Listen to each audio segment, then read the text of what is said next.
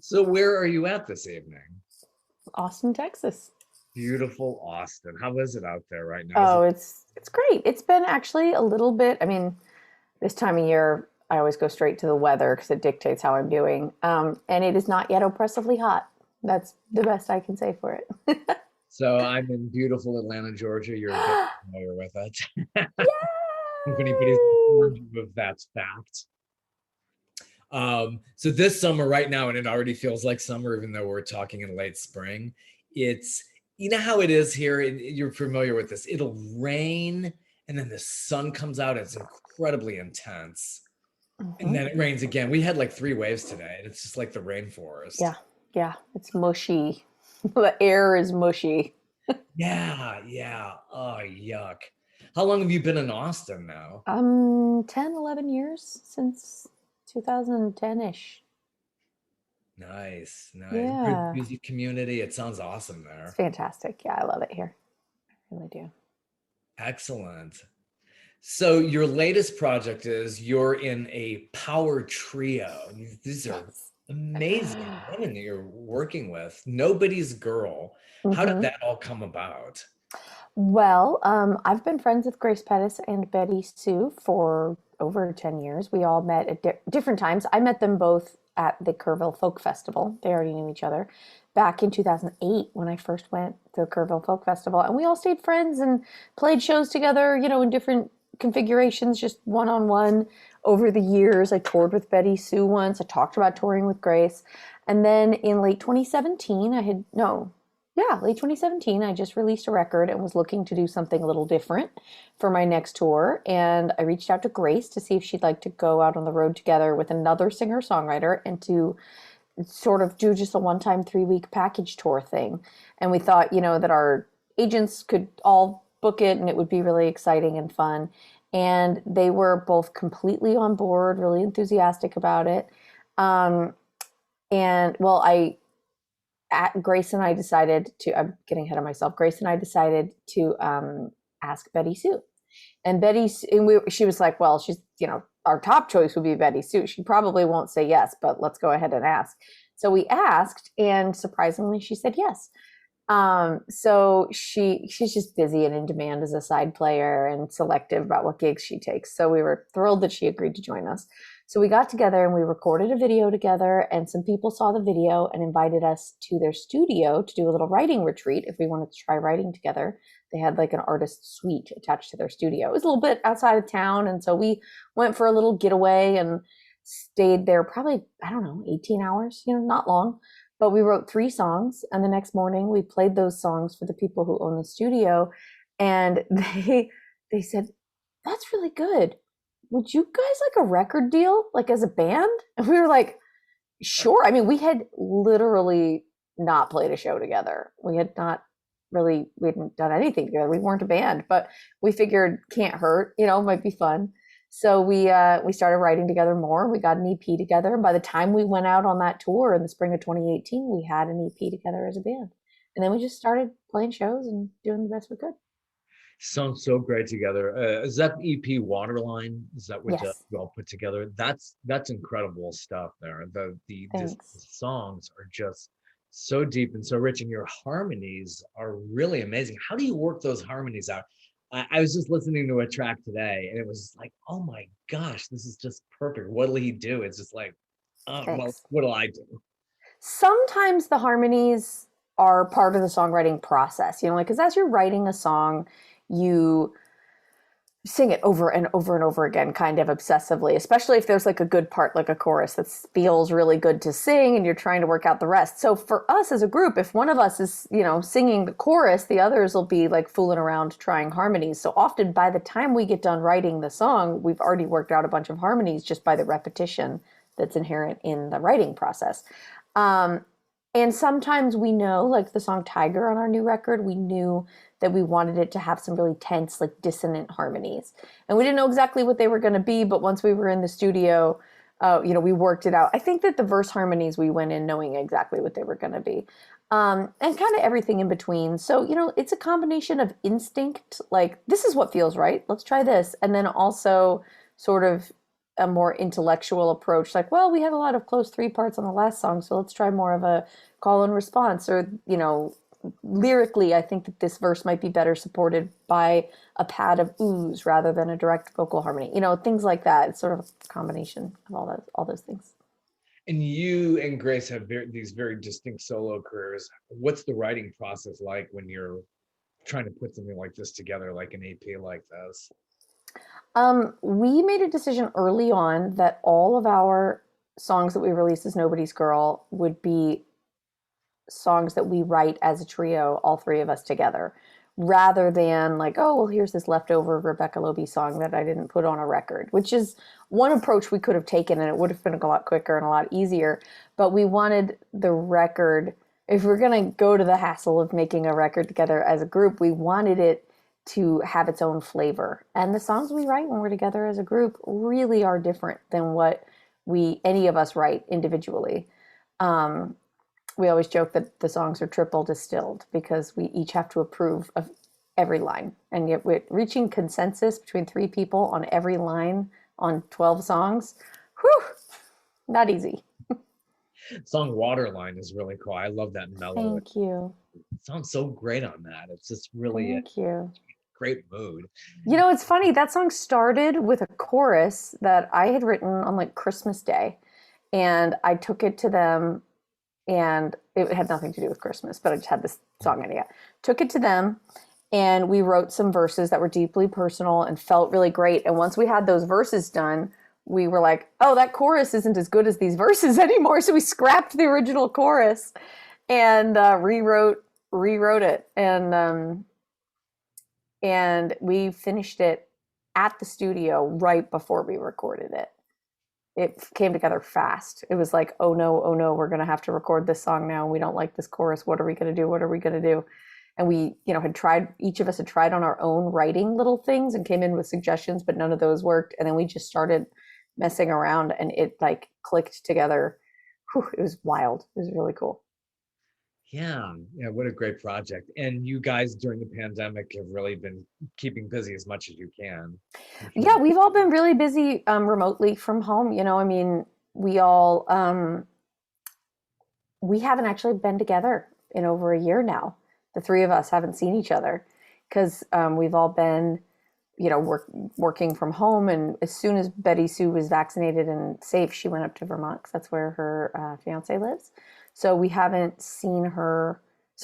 And Grace is off touring for her solo record. And so we're getting together in late July to start practicing. And we're getting together on Zoom to do some like meetings and rehearsals and like planning our live show. And we're all practicing on our own, but we'll get together for some intensive rehearsal time before the tour starts in late July. Nice. How long's the tour going to be?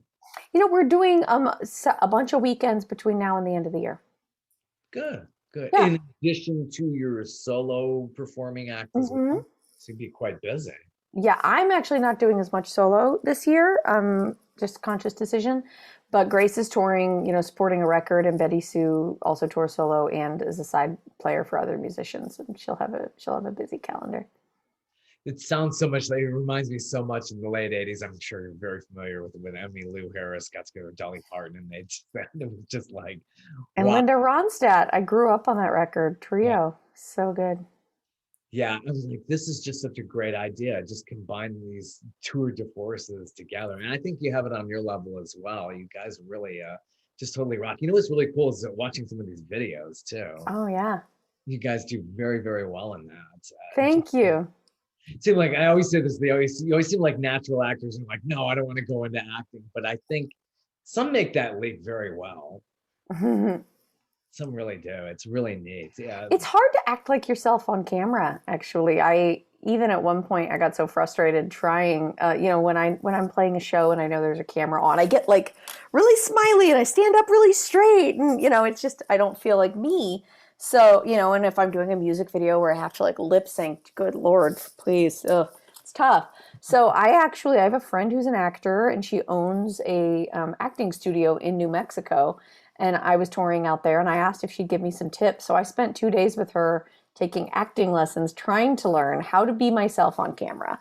And after 2 days with her, I basically concluded, wow, this is an art form that you need a lot more than 2 days to learn. Maybe I'll take some acting classes someday. And that's as far as I got with it. It's very good, and it seems really natural. I like Waterline's just got that really nature feel to it. You're in the river. It's just I love it. I mean, you can't beat shooting something in the great outdoors. Yeah, that was a fun video to make for sure. Totally. And Tiger is another good one. Very good track. Thank you. Yeah, we did that video because originally this record was going to come out last summer. So when the pandemic hit, we were we were like rolling towards an album release, and we had single dates already on the books with, all of the digital service providers and publicists and stuff, and music video deadlines, and we had to figure out how to make music videos from home. And so we had a lot of fun with it, and we made the video for Tiger, just kind of chronicling each of us going through our daily routines from home. And that's how that video came together. It was really fun. Nice. You probably just Yeah. can't wait to get out there and get that live reaction on Oh my goodness. Yeah. No, I'm excited. I haven't actually played a live show yet. I'm saving myself for Nobody's Girl. So yeah, when we get together in late July, it's going to be my first gigs. I'm really excited. What kind of venues? How many seats? Is it from like basically like Eddie's Attic? And get talk to that in a bit. It varies. It varies. A lot of times we play in the Eddie's attic of insert town name here, and there's nowhere quite like Eddie's, um, but usually like 150 to 200 seat venues. Some are bigger in Austin. We're doing our release show is on the lawn of the Long Center, which is a big venue downtown, and that's going to be a 500 person seated, like ticketed show. So I'm excited about that. Um, and we're also playing at Mountain Stage in West Virginia, which is an NPR syndicated program, which I'm really excited about. Nice. No, that's a Yeah, big get. Big. it's a big get. Yeah, yeah, it's gonna be. It's like airs on like 350 or 400 NPR stations, so that's kind of cool. Um, Nice. but yeah, mostly like listening rooms, and it'll be interesting to see how it plays out with what's going on with the pandemic and with social distancing. And it seems like things are going to be opening back up to capacity now that, more people are getting vaccinated. Um, and I haven't really been sweating the details of that too much because I'm just, you know, trusting in the CDC, good old Atlanta CDC, and and the venues to do their research and make it, I'll make sure that everything seems safe and logical when the tour starts, and if it does, I'll go. And the venues I'm will, queasy. I'm back. yeah. If it seems dangerous, I won't. I mean, my whole mindset personally, and for us as a band, has always been I don't want to do anything that's going to put our audience in danger. So I just haven't played a live show since the March of 2020 because I Well, I don't want know. to risk. Feels I so miss long it. now, It's my doesn't it? favorite thing to do. Yeah, yeah. It just seems like years ago. March 2020 now just seems not just 15, 16 months ago as we speak, but like Yeah, years. the before times. Totally. I like your covers. Fast Thanks. by Tracy Chapman. Wow, what a nice vibe hmm there was to that. Thanks. Uh, That was the first song we ever played together. nice. Just came out of thin air. Was it one of your favorites? All your favorites? I think we all loved it. And basically, that was before we knew we were going to be a band. And we were just planning to go on this one tour. And we wanted to record a video to put out there so that venues would know what to expect when they booked us, and so that audiences would know what to expect when we were coming to town. So we just kind of wanted to come up with a song that we all kind of knew. And Grace and I were brainstorming, and one of us suggested Fast Car, and we worked up a quick arrangement of it. Betty Sue was out of town, she was on tour, but Grace and I worked up an arrangement and sent Betty Sue a recording of us doing it, and she came completely prepared, with a great guitar part worked up and her verses memorized and a great harmony, and we recorded it. And actually, that video that's out there of us doing it at a recording studio, that was filmed on some friends' iPhones, and yeah, they edited it together so it looks really nice. But those are on like iPhone 8s or something, and that was the first time we ever sang together because we didn't get together to rehearse beforehand. So like the first moment we sang together as a group is like captured on film, which is kind of cool.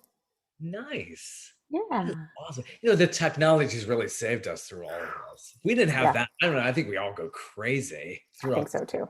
I probably would have read a few more books, but Yeah, that's true. That's true. I got to read a few during this pandemic. That's true.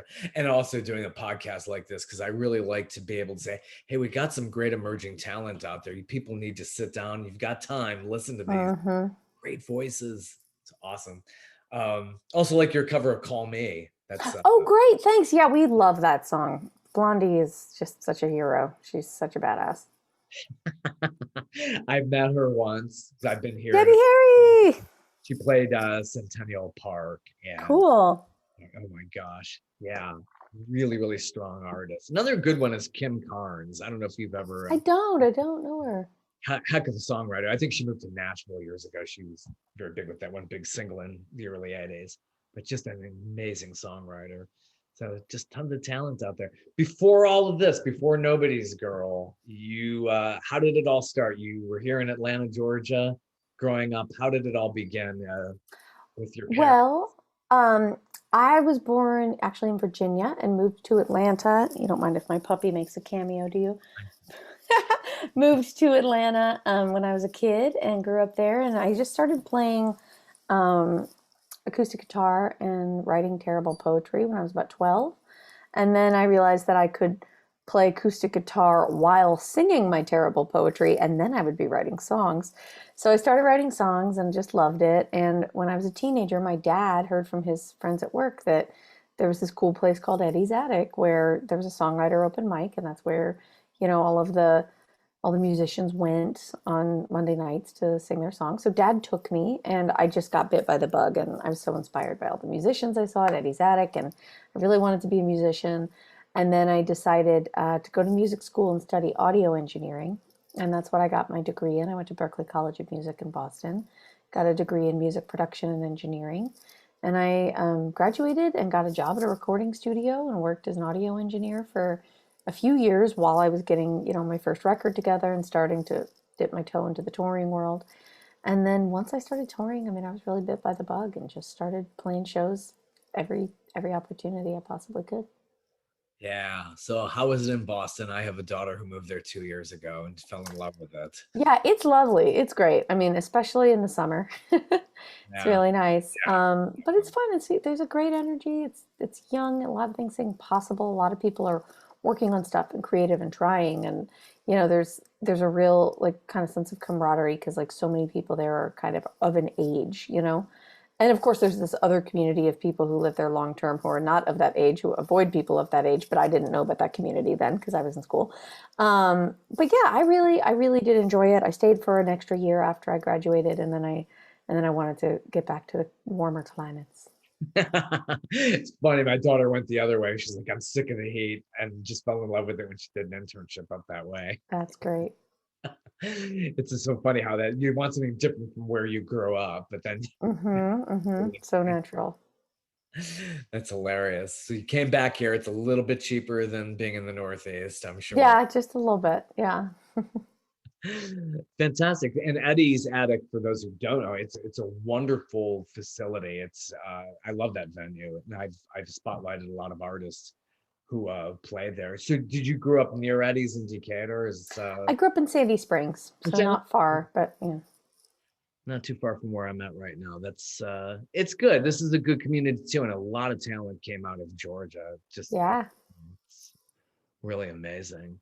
So as you went through school, you went through Berkeley. Were you just like totally like thrilled when you got into Berkeley and you were like, oh my, it's like creme de la creme. Yeah, it was my top choice. It was my number one choice. And I applied to 7 schools, all music schools, a lot of conservatories, and the one that I really wanted to go to was Berkeley. And I don't know what I would have done if I hadn't gotten in. Yeah, but wow, what a major success that is. And Yeah, getting it was fun. It was great. It was a big deal. And what I liked about their program is that it was rooted in contemporary music and it had a really good recording program. so you think you have a pretty good technical mind as well? Because you got the great artistic mind. Do you both those things wrestle with each other in your mind as I well? don't think actually that I do have a great technical mind. I have a really strong creative mind. I have a really strong business mind and um, kind of strategical way of thinking about the music industry where I enjoy the challenges of the music business. Like, how am I going to make my album artwork cool to make it worthwhile for people to buy the record? Things like that. Or like, should I bring two other singer-songwriters on tour with me and sell it as a package so we can play larger venues? Like I like trying to find fun ways to meet the challenges of the career. The technical stuff, which is what I went to school in and what I got my degree in, does not come naturally to me, but I find it interesting. And so when I was doing it for school, I had to work really hard at it. It was like playing an instrument that didn't come naturally to me, but I really wanted to learn it anyhow. That's good. Yeah, there's so many artists, they're like, I don't want to learn all that stuff. It's about the songwriting, it's about the craft. Right. Yeah, I'm sure that's got to be incredibly challenging. It's just your right brain and your left brain is just like, Yeah, I think my right brain and my left brain are pretty evenly matched. At least that's what my therapist tells me. see, that's with therapy. Yeah, it's fantastic, isn't Mm-hmm. it? It Oh. is. So going through Berkeley and getting out there, how did the voice come along? This is the centerpiece of your life. Sure, yeah. Well, The Voice was an interesting experience. I was invited via email from my website by one of the casting directors who had gotten my CD from a friend. And it was my record Mystery Prize that came out in 2010.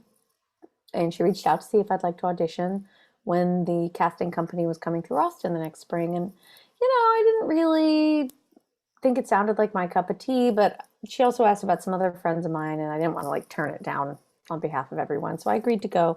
And I think I was just really relaxed about it because it wasn't necessarily something that I desperately wanted to do, and I didn't feel like it was my only chance at having a career in music. I'd been hacking away at this for 6 or 7 years by that point. I just started making a full-time living, but I hadn't had another job in over a year, and was working really hard on my own. I had a tour booked in Europe that spring. I was feeling pretty good, so I was laid back and very, very casual at the audition. And I think that appealed to them because I didn't seem like, oh God, I hope you pick me. It's my only chance to make it in the music industry.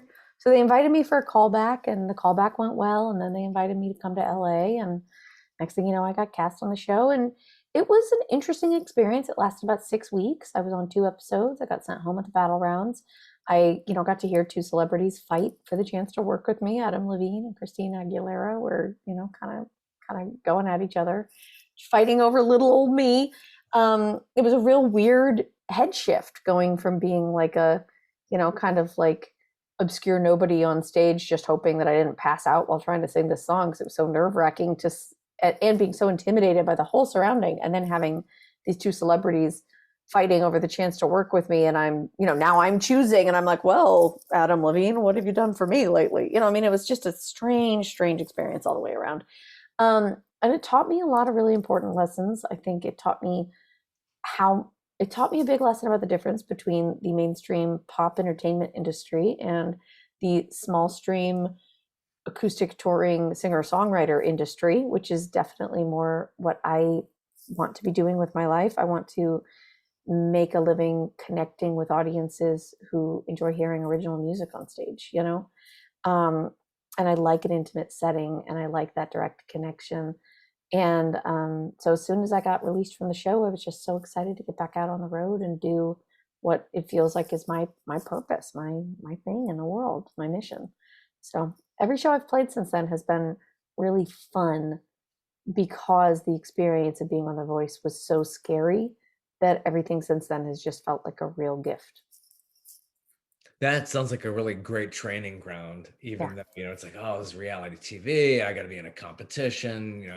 How could they quantify all this? So that's Mm-hmm. got to be really, really good. And then having huge professionals like Adam Levine being your advisor. I mean, Mm-hmm. Mm-hmm. better school is there than that. Great performer. Gosh, the energy he has still to this day. Oh my gosh, it's so true. Yeah.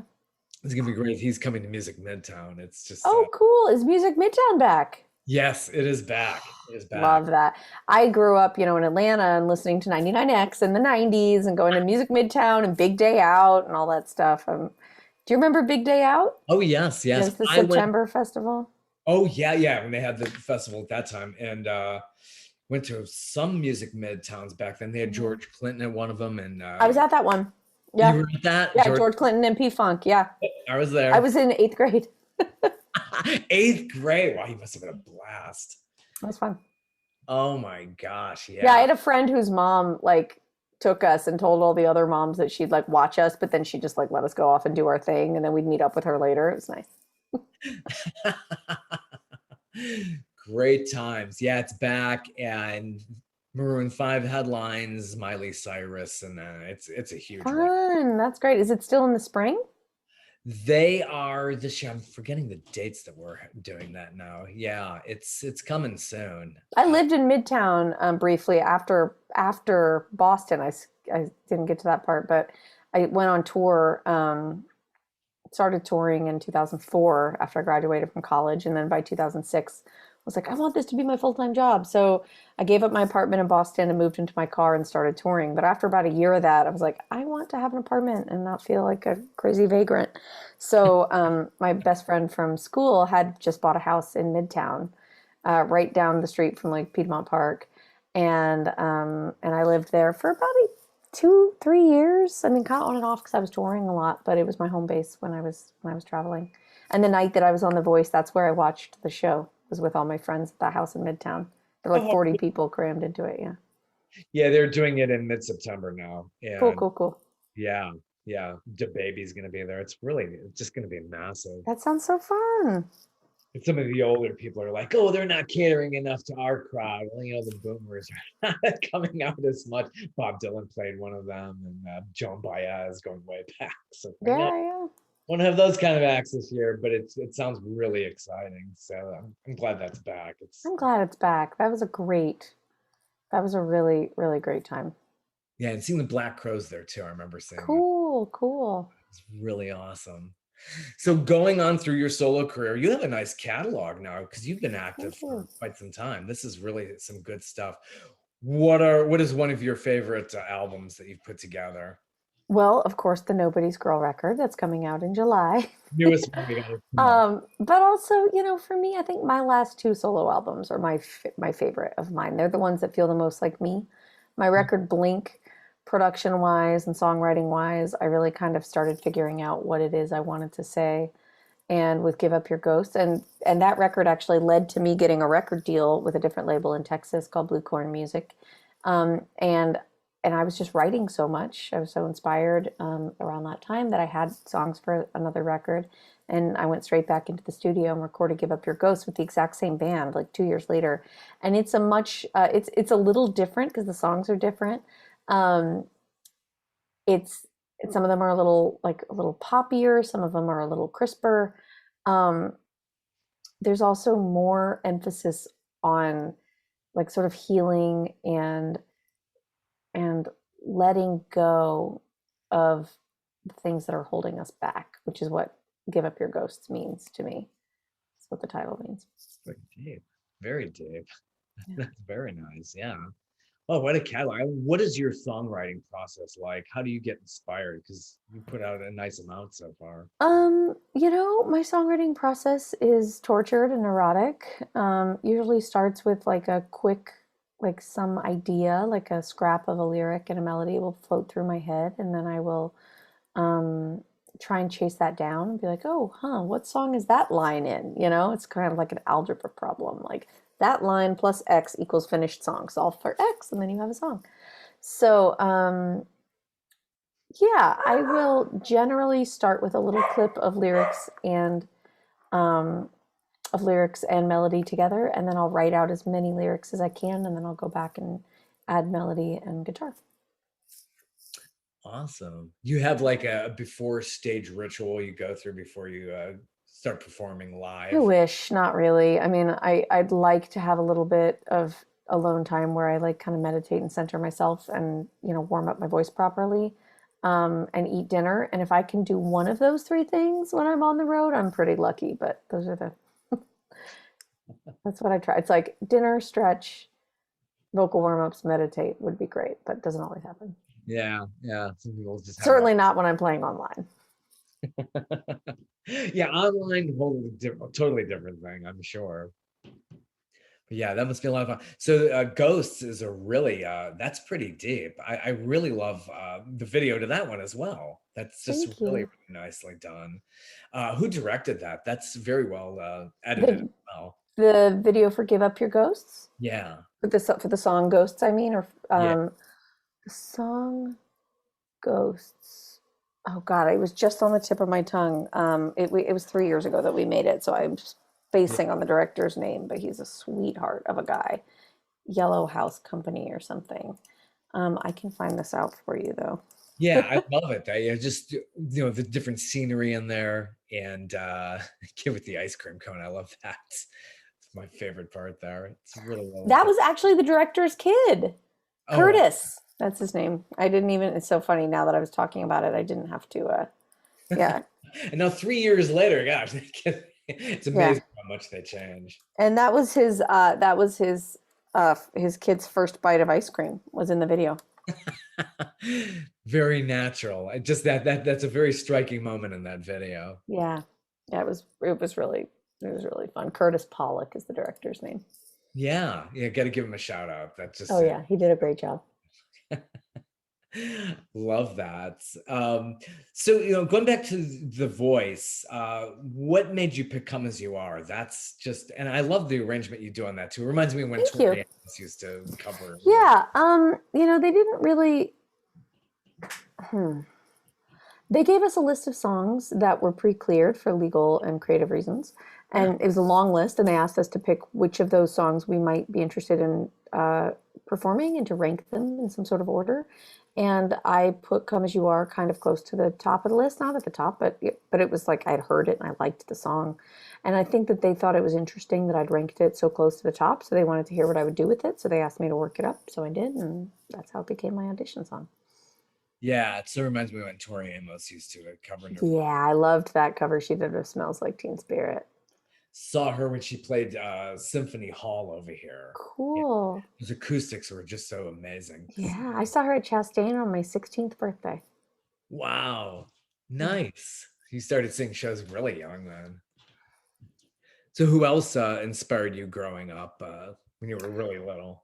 Well, I listened to a lot of like oldies stuff. In fact, one of my very first concerts was the Everly Brothers, also at Chastain.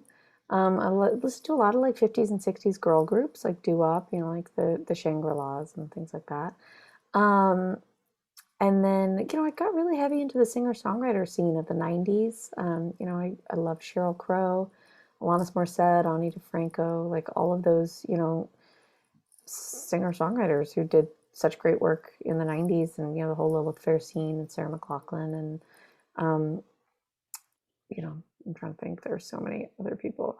um, that all really moved me quite a bit. And then when I got to college, I sort of started backfilling and got more into like the 70s, like Laurel Canyon singer-songwriters, like Joni Mitchell, Carole King, James Taylor. Randy Newman is one of my all-time favorite writers. Yeah, So yeah, that's kind of the broad swath of it. saw Sheryl Crow. She played here at the Olympics. Cool. Played at Underground. So That's amazing. Yeah, I saw her at Chastain as well on the Tuesday Night Music Club. We've been to a lot of the same shows or same people. That's awesome.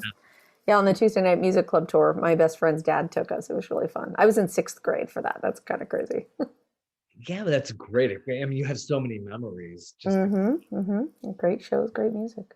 yeah, and all these people who have inspired you. It's just and it shows, obviously. When did you first learn like I could really sing? Was that like really young? And obviously your parents encouraged you. I mean, I just really enjoyed it and I was always doing it. And then when I was 6 years old, my summer camp was having a talent show, and I signed up and sang this song from The Little Mermaid, Part of Your World, by myself.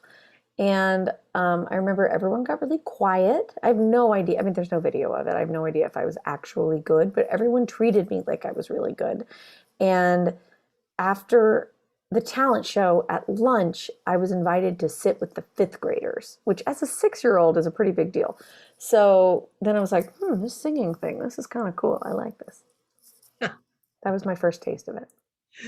Yeah, I'm sure they give you a lot of encouragement Hmm. going forward. Yeah, definitely. Oh, sweet. Well, it's been fantastic speaking with you this evening. Really enjoyed Thank it. you so much for inviting me to do this. I really appreciate it. And best of luck with Nobody's Girl. Great trio. I spoke with Grace. Oh, yeah. She released her solo album, most recent one, and just It's a great fantastic. record. Yeah, isn't it? Working woman. Just Mm-hmm. very inspirational as well. Mm-hmm. Well, best of luck on the tour, Thank you. the latest recording. It's just to hope Thanks.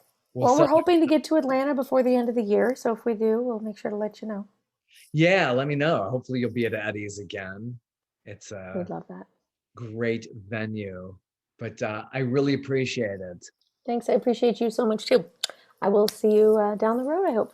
Absolutely. Take care. Thanks, you too. Bye.